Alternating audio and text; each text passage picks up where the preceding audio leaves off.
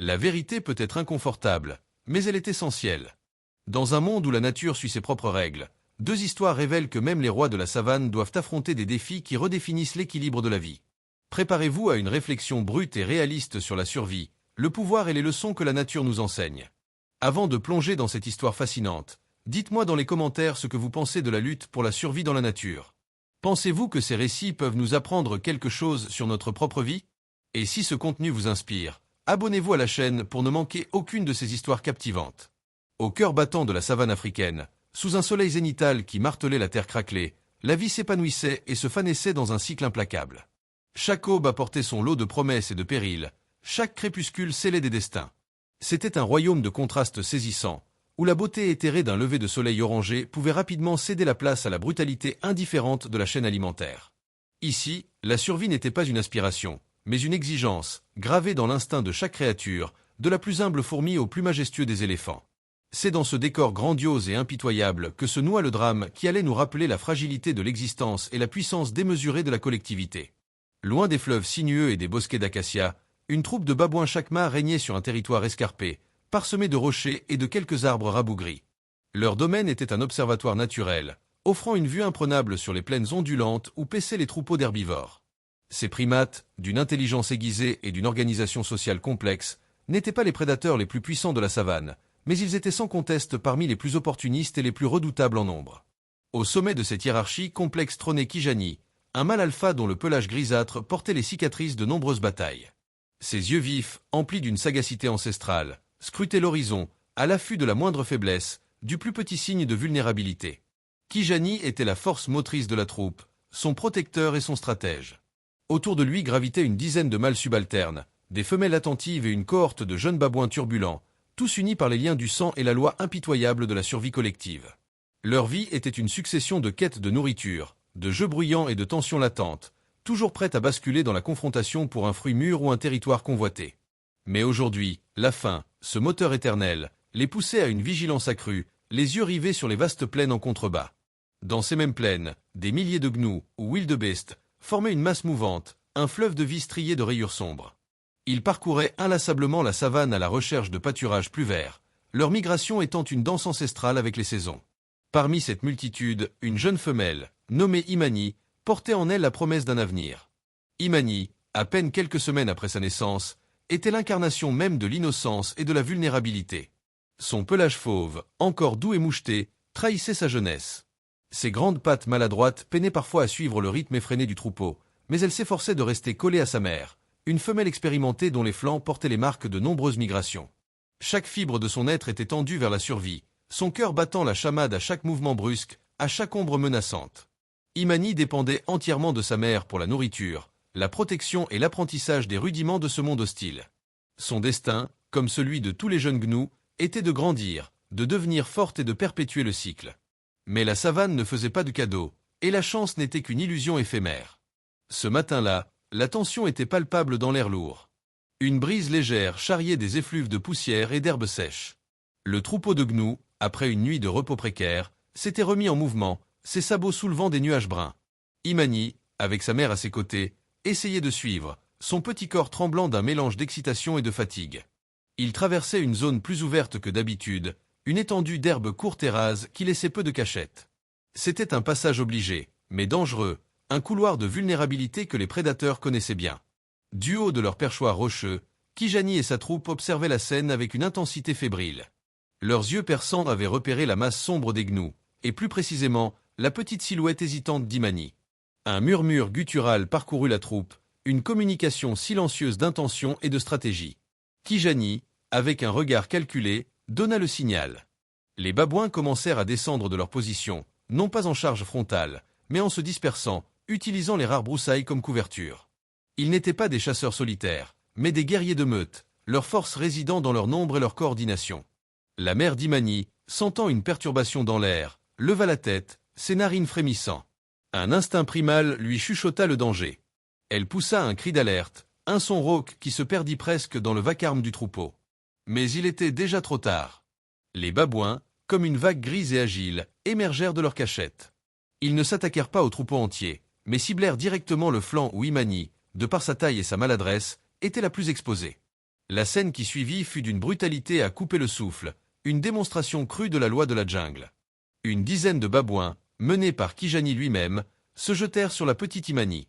La mère, avec une bravoure désespérée, tenta de s'interposer, ses cornes courtes mais acérées prêtes à défendre sa progéniture. Elle frappa et rua, mais les babouins étaient trop nombreux, trop agiles.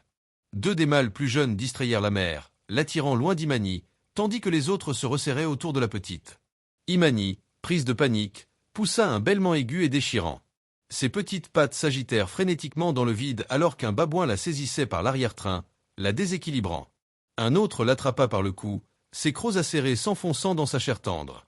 La poussière s'éleva en un nuage suffocant, masquant à moitié l'horreur de l'instant. Le troupeau de gnous, submergé par l'instinct de survie, ne put que fuir, laissant derrière lui le cri agonisant de la petite. La mère, les yeux fous de douleur et d'impuissance, tenta une dernière fois de charger, mais elle fut repoussée, submergée par le nombre écrasant de ses adversaires. Les babouins, méthodiques et efficaces, ne laissèrent aucune chance à leur proie. Leurs attaques coordonnées étaient sans pitié, chaque coup, chaque morsure visant à immobiliser et à achever. Le corps frêle d'Imani fut secoué, ses mouvements se firent de plus en plus faibles, ses bêlements, des murmures étouffés. La victoire des babouins était totale, écrasante, une démonstration implacable de la force du nombre et de la détermination. En quelques minutes à peine, le silence retomba, troublé seulement par le halètement des babouins et le lointain galop du troupeau en fuite. La savane avait réclamé son dû, et le jeune gnou, Imani, n'avait eu aucune chance face à la férocité coordonnée de ses assaillants. Cet événement brutal, gravé dans le sable et le sang, marquait le début d'une nouvelle ère de réflexion pour ceux qui en furent les témoins, qu'ils soient animaux ou observateurs lointains. La nature venait d'enseigner une leçon impitoyable. Dans ce monde, la survie n'est jamais garantie, et la vie, aussi précieuse soit-elle, peut s'éteindre en un instant, sous le poids écrasant de la réalité.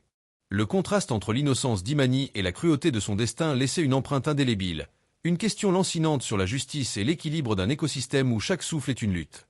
Et l'histoire ne faisait que commencer, promettant d'explorer les profondeurs de cette brutalité et les répercussions inattendues de telles confrontations. La poussière retombée sur la savane, lourde du silence qui succède à la violence, ne put masquer la réalité crue de ce qui venait de se produire. Imani, le jeune gnou, n'était plus qu'une victime parmi tant d'autres dans l'impitoyable cycle de la vie. Mais pour Kijani et sa troupe de babouins, cette victoire, aussi brutale fut-elle, était bien plus qu'un simple repas. C'était une affirmation de leur puissance, une démonstration de leur intelligence collective face à une proie bien plus imposante. Le corps inerte d'Imani gisait, un trophée macabre, et autour de lui, les babouins s'agitaient dans une frénésie organisée. Loin de toute sentimentalité, leurs gestes étaient précis, efficaces, dictés par la feinte et l'instinct de survie. Kijani, le mâle alpha, se posta légèrement à l'écart, ses yeux perçants balayant l'horizon.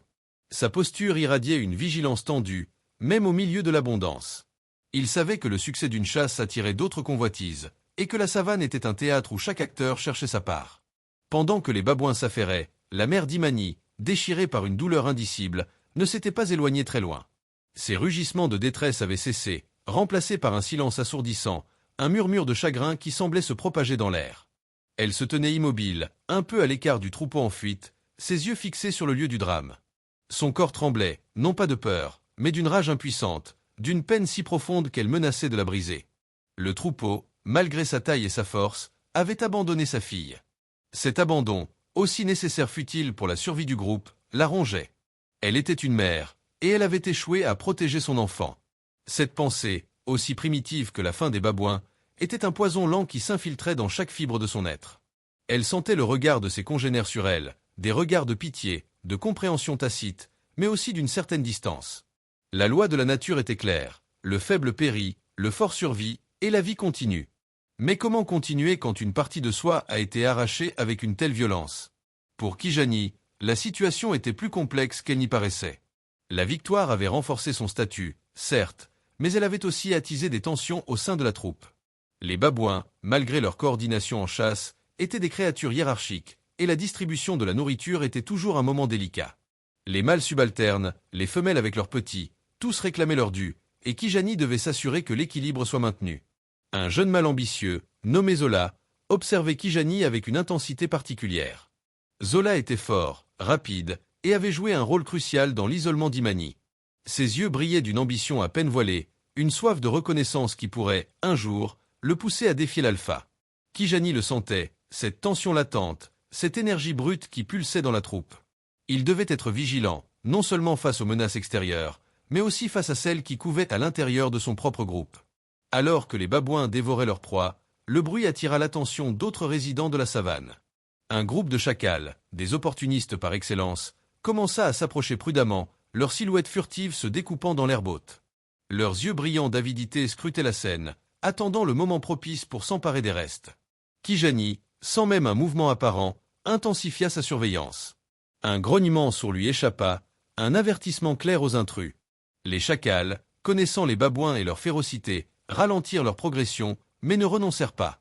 C'était une danse ancienne, celle des prédateurs et des charognards, une lutte constante pour chaque miette de vie.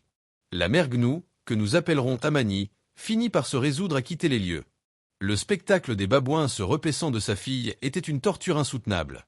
Elle rejoignit le troupeau, qui s'était regroupé à quelques kilomètres de là, près d'un point d'eau. Mais même au milieu des siens, Amani était seule. Le vide laissé par Imani était immense, une cicatrice invisible mais profonde.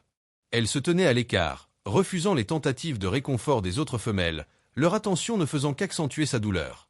Son corps, autrefois plein de force et de vitalité, semblait maintenant lourd, ses mouvements lents et hésitants. La perte d'un petit était courante dans la savane, mais chaque perte était unique, chaque deuil personnel. Le défi pour Amani était de trouver la force de continuer, de redonner un sens à sa propre survie dans un monde qui venait de lui arracher sa raison d'être. Le chef du troupeau de Gnou, un mâle imposant aux cornes larges nommé Duma, observait Amani avec une compassion silencieuse.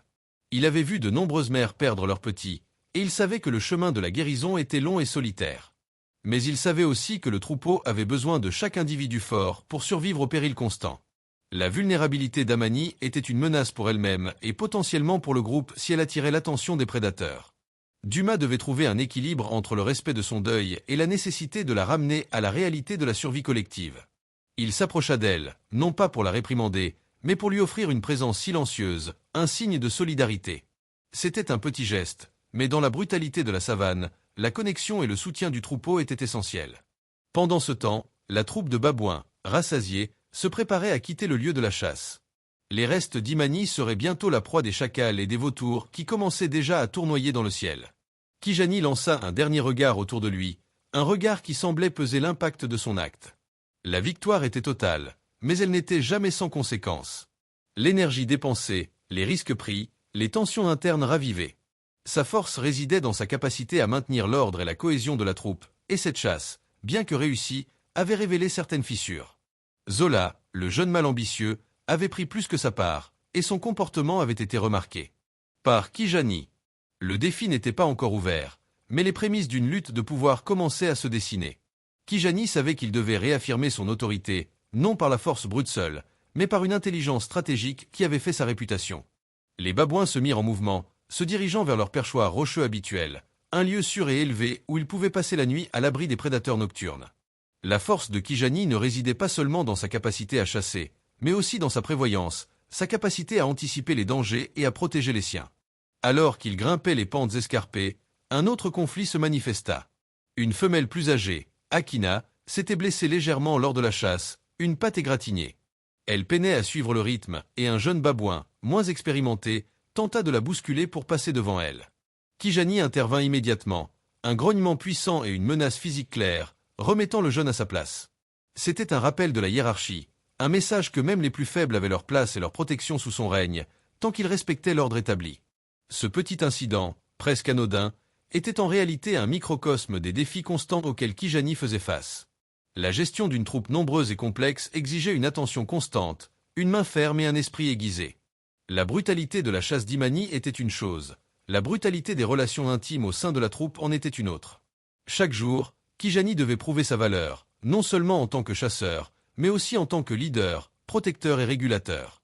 Sa force n'était pas seulement physique, elle était aussi psychologique, une capacité à lire les intentions, à anticiper les mouvements, à maintenir un équilibre précaire entre l'individualité de chaque babouin et la survie collective. De son côté, Amani, le cœur lourd, était confronté à son propre dilemme. La douleur de la perte d'Imani était si intense qu'elle en devenait paralysante. Elle avait du mal à se nourrir, à se désaltérer, à trouver le sommeil. Ses sens étaient émoussés, son instinct de survie mis en veilleuse par le chagrin. Le troupeau continuait sa migration lente, cherchant de nouveaux pâturages, de nouvelles sources d'eau. Chaque pas était un effort pour Amani, chaque mouvement du troupeau une épreuve. Elle se sentait déconnectée, un fantôme parmi les vivants. Pourtant, au plus profond d'elle, une étincelle luttait pour ne pas s'éteindre. L'image d'Imani, de son rire de gnou, de sa maladresse charmante, était à la fois une source de douleur et un rappel de la beauté de la vie qu'elle avait partagée. Un soir, alors que le soleil teignait la savane de teintes pourpre et orange, Amani s'éloigna du troupeau. Elle se tint seule, sous un acacia solitaire, et laissa échapper un mugissement plaintif, un cri déchirant qui semblait porter le poids de toutes les souffrances du monde. Ce n'était pas un cri de peur, mais un cri de libération, une expression brute de son deuil. Dumas, le chef du troupeau, l'observa de loin, son cœur lourd mais son esprit serein. Il savait que le deuil était un processus nécessaire, un chemin tortueux que chaque être devait parcourir à sa manière. Et il espérait qu'Amani trouverait la force de revenir, de se reconnecter à la vie, non pas en oubliant Imani, mais en portant son souvenir comme une force, une raison de se battre pour chaque nouveau lever de soleil. Les babouins, perchés sur leurs rochers, observaient également le coucher du soleil. Kijani, dominant le groupe, ressentait la satisfaction de la victoire, mais aussi le poids de la responsabilité. La chasse d'Imani n'était pas seulement un acte de prédation, c'était un événement qui avait des répercussions bien au-delà de l'instant présent. Elle avait rappelé à toute la savane la puissance des babouins, mais elle avait aussi mis en lumière la fragilité de la vie, la cruauté inhérente à la survie. Et Kijani, dans sa position de leader, devait constamment naviguer dans ce monde d'équilibre précaire, où chaque décision, chaque action, avait un impact sur le destin de sa troupe. Le contraste entre la violence nécessaire à la survie et la complexité des liens sociaux au sein même de la troupe était frappant. La victoire écrasante sur Imani était à la fois un triomphe et un fardeau, une leçon que même les plus puissants devaient continuer à apprendre. Les premiers conflits n'étaient pas seulement ceux de la feinte et de la prédation, mais aussi ceux de l'âme, de la hiérarchie et de la résilience. L'histoire continuait, tissant des fils invisibles entre les proies et les prédateurs, révélant que la survie n'était jamais une affaire simple, mais une danse complexe de force, de vulnérabilité et d'une volonté inébranlable de persévérer. Persévérer. Le soleil, impitoyable architecte des jours et des nuits, continuait son œuvre, faisant défiler les heures et les paysages. Pour Amani, chaque aube était une épreuve, un rappel douloureux de l'absence d'Imani. Le troupeau progressait, et elle le suivait, un fantôme parmi les vivants, ses pas lourds sur la terre craquelée. La faim et la soif n'étaient que des murmures lointains, étouffés par le grondement incessant de son chagrin. Ses flancs s'étaient creusés, son pelage avait perdu de son éclat. Elle était l'ombre d'elle-même, un témoignage silencieux de la fragilité de la vie et de la profondeur de l'amour maternel. Les autres gnous la regardaient avec une tendresse mêlée d'impuissance, comprenant que certaines douleurs devaient être traversées seules. Même Dumas, le chef sage, ne pouvait qu'offrir une présence lointaine, un ancrage discret. Pourtant, au milieu de cette dérive, quelque chose commença à changer. Ce ne fut pas un éclair, mais une lueur ténue, comme les premières étoiles perçant le crépuscule. Un après-midi, alors qu'elle s'était écartée du groupe pour s'abreuver à une mare asséchée, une image lui revint avec une clarté déchirante. Le museau curieux d'Imani, sa façon maladroite de trébucher sur ses propres pattes, son rire juvénile qui résonnait dans le vent. La douleur était toujours là, vive, mais cette fois, elle fut accompagnée d'un sentiment inattendu, la ferveur de la vie. Imani avait vécu, Imani avait été, et cette réalité, aussi brève fût-elle, était une bénédiction. Ce souvenir, au lieu de la paralyser, lui insuffla une énergie nouvelle, fragile mais réelle. Elle releva la tête, ses yeux balayant l'horizon. Elle vit un groupe de jeunes gnous courir, insouciants, bousculant leur mère avec une espièglerie contagieuse. Une pointe de jalousie, mais aussi une chaleur étrange, monta en elle. Ils représentaient l'avenir, la continuité, la promesse que la vie, malgré ses déchirements, perdurait. De son côté, Kijani, le chef babouin, ressentait le poids de sa récente victoire d'une manière inattendue. La fin de son clan était apaisée, sa suprématie incontestée. Mais l'éclat de son pouvoir attirait aussi les ombres. Un jeune mâle, nommé Django, au pelage plus sombre et aux muscles saillants, avait commencé à se positionner différemment. Django n'était pas un adversaire direct, il était plus subtil, plus insidieux. Il s'assurait de toujours être au centre des patrouilles, de réclamer la meilleure par des butins de chasse, de bousculer les femelles et les jeunes avec une assurance grandissante. Il cherchait à éroder l'autorité de Kijani par petites touches, à semer le doute dans l'esprit de la troupe. Kijani le sentait, cette menace latente, cette ambition brûlante qui courait dans les veines de Django. Il savait qu'un leader ne pouvait se reposer sur ses lauriers. Le pouvoir était un équilibre précaire, constamment remis en question. La transformation d'Amani, bien que lente, était perceptible. Elle commença par de petits gestes. Elle se mit à brouter plus longtemps, à chercher les herbes les plus vertes, à veiller à son hydratation. Ses muscles, autrefois flasques, retrouvaient une certaine tonicité. Son regard, jadis voilé par le chagrin, s'aiguisait, percevant les moindres mouvements de la savane. Elle ne cherchait plus seulement à survivre, mais à vivre avec une intention renouvelée. Un matin, alors qu'un jeune gnou s'était égaré du troupeau, attiré par un papillon multicolore, une panthère léopard surgit de l'ombre d'un buisson. Avant même que le cri d'alarme ne retentisse, Amani, avec une rapidité et une férocité inattendues, s'interposa. Ce n'était pas un acte réfléchi, mais un instinct pur, une force jaillie des profondeurs de son être, une rage protectrice qu'elle n'avait pas soupçonnée. Elle chargea la panthère, ses cornes baissées, son mugissement puissant déchirant le silence. La panthère, surprise par cette audace, hésita un instant, puis battit en retraite, disparaissant aussi vite qu'elle était apparue. Le jeune gnou, secoué mais indemne, se réfugia derrière Amani, qui, haletante, tremblait encore. Ce jour-là, Amani ne fut plus seulement la mère en deuil, elle devint la gardienne inattendue, celle dont la douleur avait forgé une nouvelle forme de courage.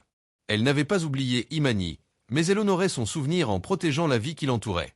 Elle avait réécrit son propre rôle au sein du troupeau, non par ambition, mais par la force de son cœur transformé. Pour Kijani, le défi de Django s'intensifiait.